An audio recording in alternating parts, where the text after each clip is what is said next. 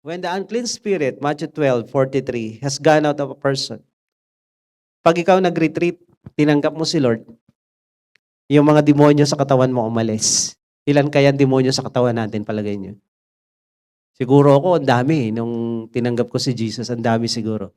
Ngayon, pag di ka nagpatuloy kay Lord, nag-backslide ka, hindi mo pinuno yung puso mo ng salita ng Diyos, ng Espiritu ng Diyos, at bumalik yung mga demonyong umalis sa buhay mo nung tinanggap mo si Jesus o nung nag-retreat ka, ilan daw ang babalik sa'yo?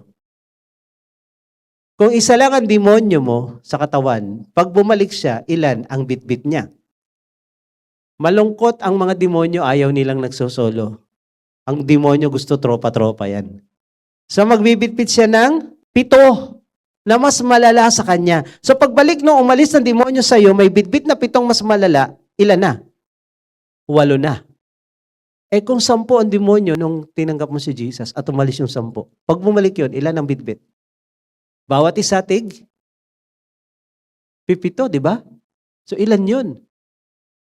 Ganon kalala, pag nag-backslide ka, pag sumuway ka, ang sabi rito, ang taong ito ay mas malala pa kaysa noon dahil ang demonyong bumalik sa kanya, nag-multiply na.